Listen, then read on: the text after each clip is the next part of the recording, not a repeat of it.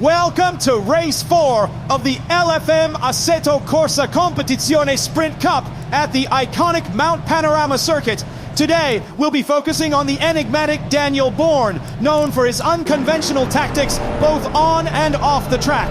As Bourne tackles this unforgiving course with its steep elevations and blind crests, keep an eye out for any Vegemite-related antics he might employ to gain an edge over his rivals.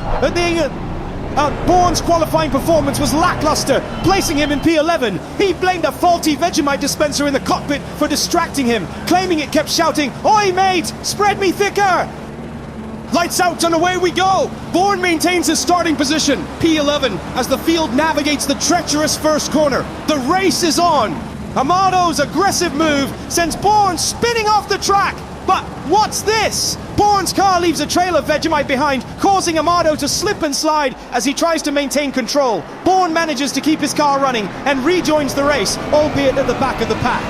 It seems his secret Vegemite stash has come in handy, providing an unintentional defense mechanism against overzealous overtakes. Bourne's frustration is palpable as he grapples with the realization that his Vegemite tactics have gone awry. The Australian driver's voice crackles over the team radio. "Crikey, mate! I thought the Vegemite would give me the edge, but it's just made a right mess of things." Boom! His engineer tries to calm him down, suggesting that perhaps using a condiment as a performance enhancer wasn't the most brilliant idea. As Bourne sets off to chase down the pack, the kangaroos outside the booth continue their bizarre antics. They've now formed a sort of conga line, hopping in sync as if to cheer on their fellow Aussie. I can't help but chuckle at the absurdity of the situation, momentarily forgetting about my pounding headache. Back on the track, Bourne weaves his way through the field, his car leaving a faint trail of Vegemite behind. The other drivers seem perplexed by the strange dark streaks on the asphalt, but they don't have time to dwell on it as they focus on their own races. Bourne's determination is admirable, but I can't shake the feeling that his Vegemite obsession might lead to more trouble before the checkered flag falls. As he pushes his car to the limit, I find myself hoping that he has a few more tricks up his sleeve, preferably ones that don't involve yeast extract. The kangaroos seem to share my sentiment, their hops becoming more energetic with each position Bourne gains. Bourne is putting the pressure on the Quebec Motorsports Porsche, and the tension is palpable. The two cars are locked in a fierce battle, with Bourne's front bumper mere inches from the Porsche's rear. It's a high-stakes game of cat and mouse, and the slightest mistake could spell disaster for either driver. Disaster strikes for Bourne! In his eagerness to get past the Quebec Motorsports Porsche, he gets a bit too close and makes contact. Bourne's car runs wide, kicking up a cloud of dust and dirt as he struggles to regain control. The Porsche manages to continue unscathed, but Bourne's not so lucky. To add insult to injury, Xavier in the Bentley seizes the opportunity and slips past Bourne, relegating the Aussie driver to P14. It's a bitter pill to swallow, especially after he fought so hard to claw his way back through the field. The kangaroos outside the booth are now holding their heads in their paws, shaking them in disbelief. They can't quite comprehend how their hero could have made such a costly mistake. I can't help but feel a twinge of sympathy for Bourne, knowing all too well how it feels to have your best laid plans unravel before your eyes. And Bourne is back on the hunt. After his earlier setback, the determined Aussie has regrouped and is now closing in on the Quebec Motorsports Porsche once again. The two cars are hurtling towards the S's, one of the most challenging sections of the Mount Panorama circuit. Oh my goodness, there's been a massive collision. Bourne and the Porsche have come together in the final corner of the S's, and the German car is flipping through the air like a gymnast on steroids. It's a scene of utter chaos and destruction, with carbon fiber and Vegemite flying everywhere. The kangaroos outside the booth are now hopping around in a frenzy, their paws covering their as if the day couldn't get any worse for Bourne. He's now gone and stuffed it into the wall, exiting the S's. The impact was so violent, it jolted me out of my Vegemite-induced stupor. I swear, this race is turning into a comedy of errors with Bourne as the unwitting star. The kangaroos seem to have lost all hope at this point. Their once enthusiastic hops now reduced to half-hearted shuffles. I can't say I blame them. Watching your hero repeatedly snatch defeat from the jaws of victory is enough to demoralize even the most ardent supporter.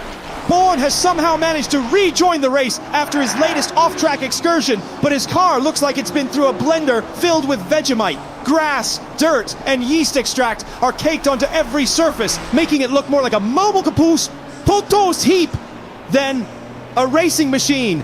As Bourne limps around the circuit, his car leaving a trail of Vegemite and debris in its wake, I can't help but wonder if his secret stash of the savory spread has finally gone bad.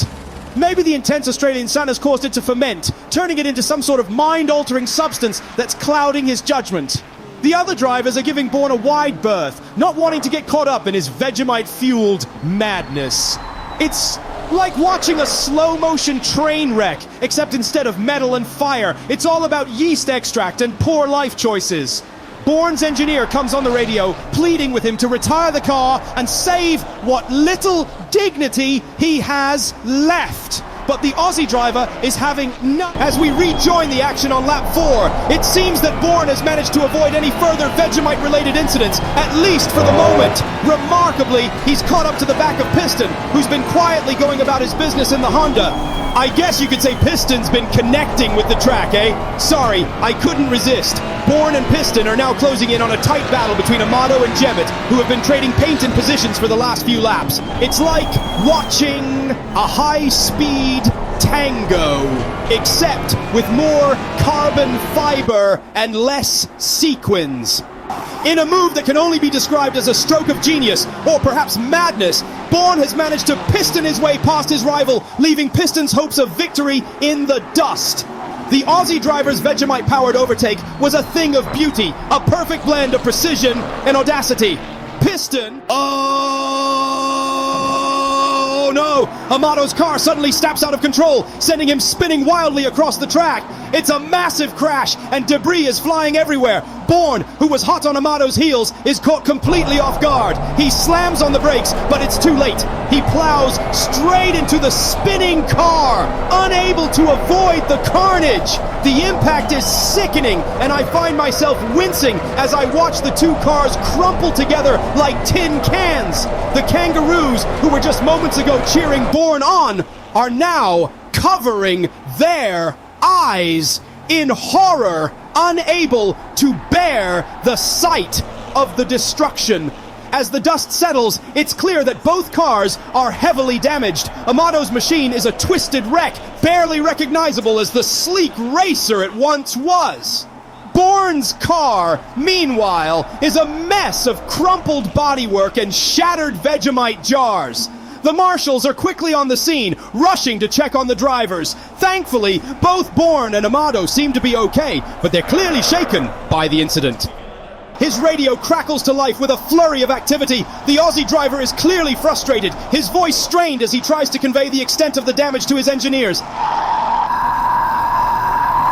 Mate, the front end's cactus! He shouts over the roar of the engine. The steering's all over the place, and I think the suspension's gone walkabout. And don't even get me started on the Vegemite situation. It's everywhere! The engineers, to their credit, remain calm in the face of Bourne's colorful language. They know that every second counts in the pits, and they need to work quickly to get their driver back out on track. Okay, Daniel, we hear you, the lead engineer replies, his voice steady. We're going to swap out the front wing and give the suspension a once-over. And we'll see if we can find you a fresh jar of Vegemite while we're at it. Bourne can't help but crack a smile at that last bit. Even in the heat of battle, his team knows how to keep things in perspective. You beauty, he says, his voice filled with appreciation. Let's get this done and get back out there. I've got some unfinished business with Jemet. As Bourne dives into the pits, his car looking like it's been through a blender filled with yeast extract, he's already on the radio to his engineers, barking out orders like a Vegemite-fueled general. Listen up, you lot, he shouts, his voice filled with a mix of determination and hunger. I want this car fixed up faster than a kangaroo on a hot tin roof. And while you're at it, can someone whip me up a quick Sarmy? I'm starving! The engineers, used to Bourne's unique brand of motivation, spring into action. They know that every second counts, and they're not about to let their driver down. We're on it, Daniel, the lead engineer replies, his voice crackling over the radio. We'll have you back out there in no time, and we'll see what we can do about that Sarmy. Finally, after what feels like an eternity, the car is ready to go. Bourne, now armed with a hastily prepared Sarmy and a fresh jar of Vegemite, straps himself back into the cockpit, ready to take on the world. All right, you bunch of legends, he says over the radio, his mouth full of bread and yeast extract. Let's go hunting. Gemots won't know what hit him. With a roar of the engine, Bourne tears out of the pits, leaving a trail of crumbs and determination in his wake. The race is far from over, and the Aussie driver is ready to spread his way to victory, one sandwich at a time. As Bourne rejoins the race in 11th position, it's clear that his hopes of catching Gemmet have faded like a jar of Vegemite left out in the sun. The Aussie driver's earlier bravado seems to have been replaced by a sense of resignation, as if he knows that his chances of victory have slipped away like a kangaroo on a greased-up slip and slide. But just as I'm about to offer some words of consolation to the beleaguered driver, all hell breaks loose in the commentary booth. Crikey! I shout, ducking for cover behind my desk. What's gotten into these bloody roos? But the kangaroos, it seems, are on a mission. They've spotted Bourne's car on the monitors, and they're determined to lend their support in any way they can. One of them hops up to the microphone, its snout inches from the foam windscreen. Don't give up! Me! You've got the heart of a champion and the spread of a legend. I can only watch in amazement as the kangaroos take over the commentary. They're hopping up and down, their tails thumping out a rhythm of support that seems to be spurring the Aussie driver on. And incredibly, it seems to be working.